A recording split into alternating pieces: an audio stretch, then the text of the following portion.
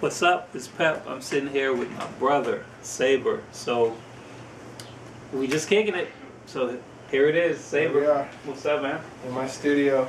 Yeah, we're checking out his studio. He got some of the sickest work I've ever seen. And this is the best. But anyway, like enough of that. What's been up, bro? How are you? Good to see you. Yeah. We've known each other since I was a little kid, man. We go back easy over 20 years. Like, yeah. Easy. I met you in skateboarding in Venice. Venice, ooh, the best. Yeah. Saved my ass one day. That's right, yeah. Pep saved me from the Shoreline Crips when I was a little kid. Yeah, there's this kid, he got his deck taken, his board, and I just got it back, and just so happened. It was me. And that's when I learned the lesson of respect and that whole aspect of just neighborhood and how people understood key players. And Venice was such an important time during that era. Yeah. So, to me it was always an honor to know Pep because he was played such a key role at Venice, and Venice was this legendary place. And I was coming all the way from the suburbs, so when I went there it was like, whoa, this is a whole world here, So something else. I was always very intrigued by Venice. So how did you first get into art?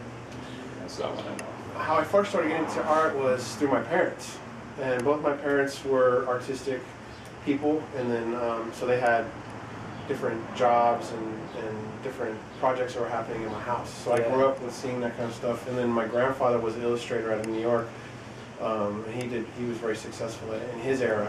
So I had kind of a big shoes to follow, and then.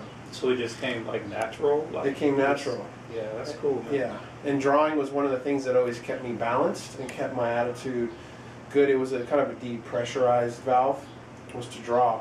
And I always felt if I couldn't draw or I couldn't draw good enough, that was what made me weak.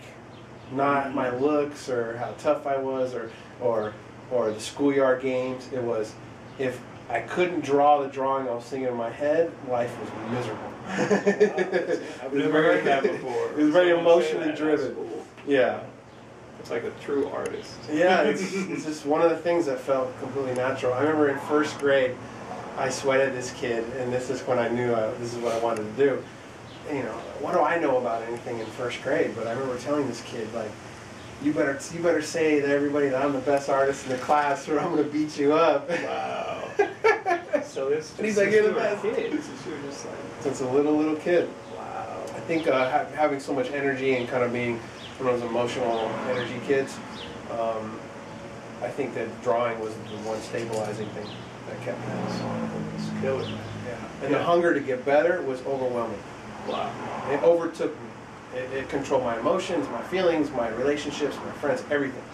So I always try to surround myself with people who were better than me so I can learn from them. So that's where AWR comes in. Well, it shows, man. Your work is dope. Thank you. I've seen it everywhere, and it's so funny because each time I see your work, I just think of you as, just as young kid, and it's like, wow. A little kid from the suburbs. Wow, you just really blew up. Well, I shouldn't say blew up because you earned it. You've been doing it for like forever, so it's a earned blow up. Yeah. And it's just getting started. Just getting started, yeah. for sure. I'm happy, honestly, I'm happy and honored to even be here, healthy, alive, to continue. There's a lot of people that are on our list of friends are gone.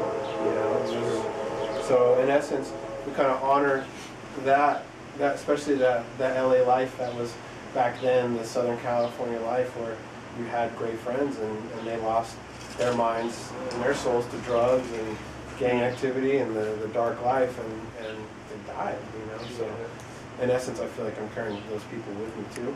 So success is important. Yeah, exactly. Exactly. So what's going on at the Mocha? Wow. The Mocha Show. Incredible, man. I heard about that. I'm like tingling just thinking about it. Yeah. Well, it took somebody like Jeffrey Deitch who understood the sensibility of the street art and graffiti art movement and understood the value of it to kind of wake these people up in LA to say, hey, it's time that you venture into this. Without Jeffrey Deitch, this would never happen. LA does not support us. LA does not want us. We're criminals in their eyes, and they believe that there's no market value to what we do. And that's funny because now we have more successful ventures in other places because LA is so behind on supporting its own artists. So here you have a Jeffrey Deitch coming into town, shaking up things, and Art in the Streets, title of the show. Yeah. And you have legendary people in this show. I mean, I'm fucking overwhelmed, man. You know, I'm looking at Gandhi pieces, rest in peace. I'm hanging out with Lee. Futuro walks by. Os Gemios is doing the sickest installation I've ever seen, ever. Keith Haring car sitting right there.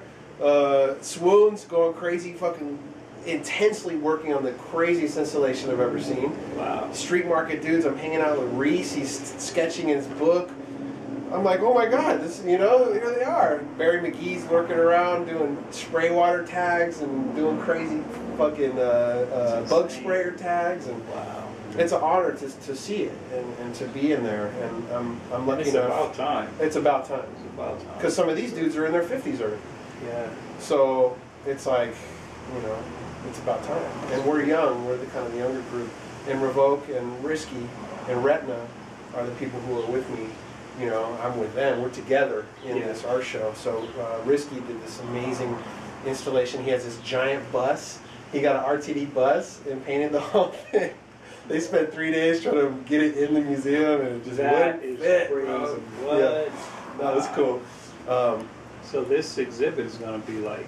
Yeah, it's a banger.